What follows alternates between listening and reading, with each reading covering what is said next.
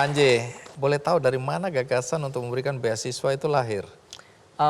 Gagasan itu sebenarnya diambil dari inspirasi kita dari salah satu anak di Kabupaten Lebak, Iya. di Desa Binaan Isbanban. Itu ada satu anak namanya Muniroh. Oke. Muniroh ini adik dampingan kita atau adik binaan kita dari kecil, Bang Andi. Dari umur mungkin kelas 2-3 SD, dia udah ada di taman baca yang kita bangun. Oke. Beranjak dia masuk kelas 6 SD, dia cerita, Kak Panji ini Muniroh pengen sekolah, tapi bapak sama ibu kayaknya udah nggak bisa bantu Muniroh lagi. Karena bapak sama ibu udah kayaknya Muniroh kerja aja deh setelah SD gitu.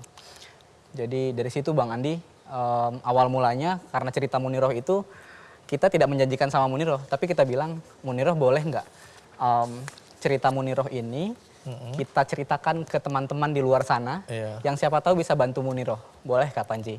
Boleh, nggak apa-apa.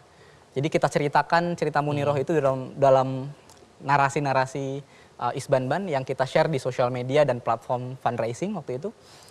Dan alhamdulillah nggak butuh waktu lama, mungkin sekitar 20 sampai 30 hari atau 1 bulan, Muniroh waktu itu penggalangan dananya mencapai 40 juta rupiah. 40 juta itu pasti udah berlebih kan? Ya. Berarti bukan Muniroh aja yang hari itu dapat ya? Betul. Jadi bukan cuma Muniroh, uang itu kita gunakan akhirnya untuk 25 anak lainnya untuk bisa sekolah masuk ke SMP waktu itu dan SMA. Nah, ini beasiswa untuk tingkat apa aja? Ya, ini beasiswanya sebenarnya ini ada beberapa peralihan nih Bang Andi. Di awal-awal beasiswa untuk anak-anak SD yang mau masuk ke SMP. Okay. Setelah kita lihat data di Banten, ternyata lebih banyak anak-anak yang lebih sulit masuk ke jenjang SMA daripada dari SD ke SMP. Nah, disitulah kita ngelihat bahwa peralihan program ini dari tadinya beasiswa untuk anak-anak SD aja, kita perluas jadi untuk anak SMP dan anak SMA. Jadi program bantuannya itu lebih ke bantuan reguler bulanan untuk biaya transport anak-anak, karena Bang banyak banget anak-anak yang sekolahnya itu jauh dari rumahnya, gitu. Yang kedua biasanya buat bantuan buku, dan ketiga bantuan kuota. Kemarin apalagi habis pandemi kita juga bantu dari sisi kuota. Kuota ya. Untuk dan internet. Keempat ada lagi Bang. Apa? Pendampingan anak kelas 3 SMA yang mau dan yakin untuk bisa masuk melanjutkan universitas. Wow. Yang mendampingi? Yang mendampingi adalah relawan tadi.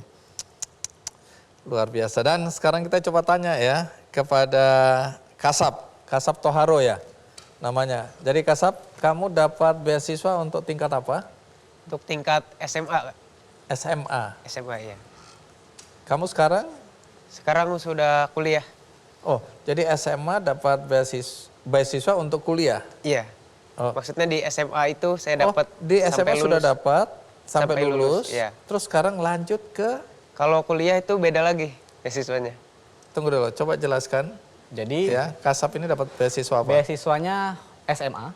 Jadi program pendampingan. Jadi Kasab ini kita kasih bantuan pendidikan bulanan dari kelas 2 SMA sampai kelas 3.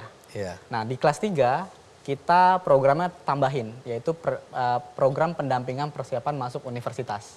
Oke. Nah, disitulah Kasab kita arahkan ke beasiswa-beasiswa yang ada di Indonesia. Salah satunya KIP atau Bidik Misi. Dapat? Dapat, alhamdulillah. Di Dapat Institut Pertanian Bogor. Wow. Jalur ketua. Tapi tunggu dulu, Kasab, emang kamu yang ingin masuk ke IPB atau ini karena kesempatannya cuma itu? Itu pertama dari faktor hobi saya, Kak.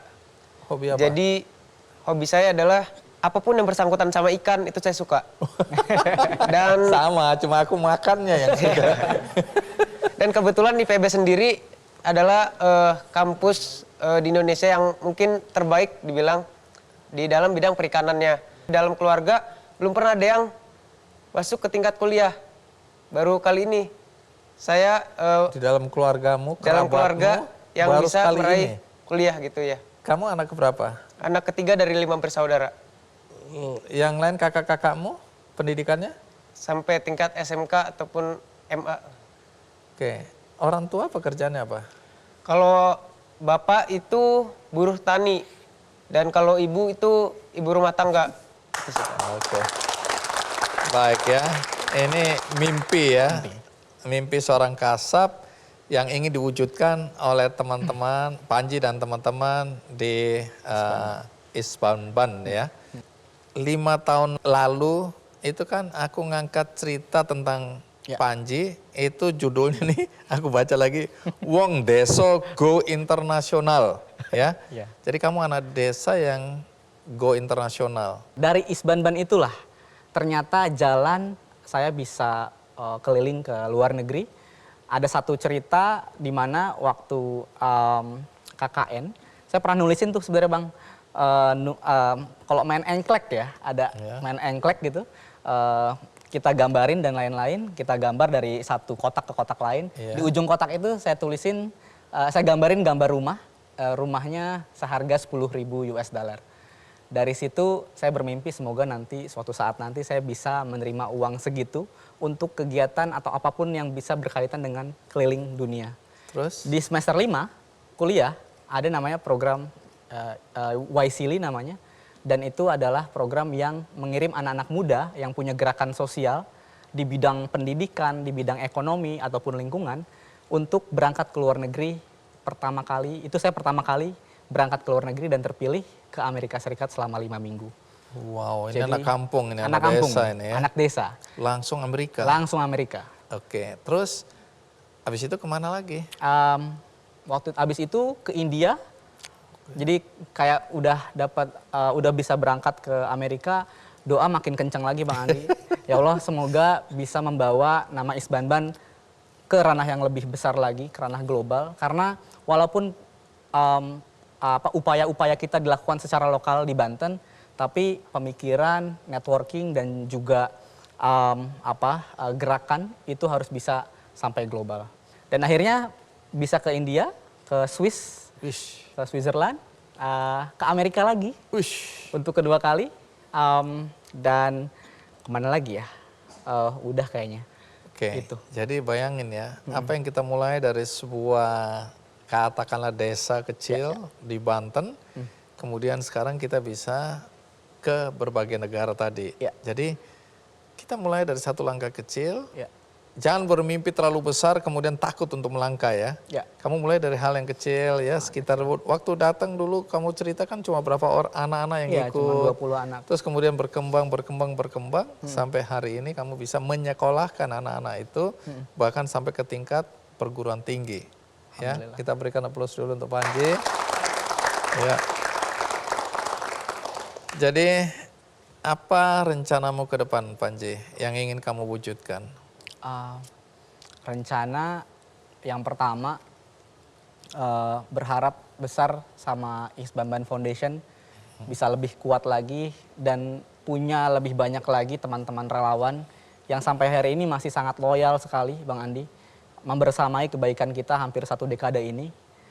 Dibersamai teman-teman relawan itu udah sebuah anugerah buat saya pribadi dan juga Isbanban. Harapan besarnya Isbanban bisa lebih membesarkan lagi area dampaknya di desa-desa lain di Banten, atau bahkan harapannya nanti bisa juga memberikan inspirasi kepada anak-anak muda lain di luar Banten untuk bisa memberikan dampak dengan seperti apa yang kita lakukan. Selain itu sebenarnya kita punya mimpi, kita pengen melahirkan atau bahkan menciptakan kasab-kasab lain, muniroh lain. Karena prinsip kita cuma satu, help people to help themselves. Bantu orang lain supaya dia bisa membantu dirinya sendiri. Kita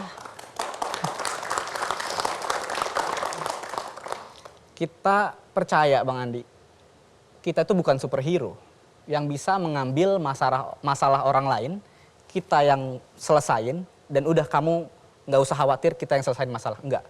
Kita percaya bahwa masalah itu tetap harus dihadapi oleh orang itu. Diselesaikan oleh orang itu. Dan upaya kita adalah menguatkan orang ini supaya dia bisa lebih kuat lagi menghadapi masalahnya. Seperti Kasab dan teman-teman lainnya. Keren. Baju yang kamu pakai ini baju apa? Ini baju Baduy. Baduy. Baduy, betul. Dengan tas melengkung. Dengan tas koja. Ini dari Baduy juga. Oke, jadi bangga lah ya sebagai Bangga. orang Banten ya. Membawa nama Banten. Iya. Terima kasih Panji, ya aku belajar banyak dari kamu juga dari tadi Mas Ikhwan ya. Kadang kita merasa dengan keterbatasan kita tidak bisa berbuat banyak, ternyata salah itu ya. Ya. Jangan matikan mimpi kita sebelum ada upaya untuk mewujudkannya ya, kira-kira begitu. Ya. Baik, terima kasih sudah memberikan inspirasi kedua kali. Nah, sekitar 5 tahun yang lalu juga bertemu dengan seorang anak muda juga yang mengubah desanya juga menjadi desa wisata yang sekarang bahkan dapat penghargaan yang juga tidak kalah hebatnya dari Panji dan Mas Ikhwan tadi.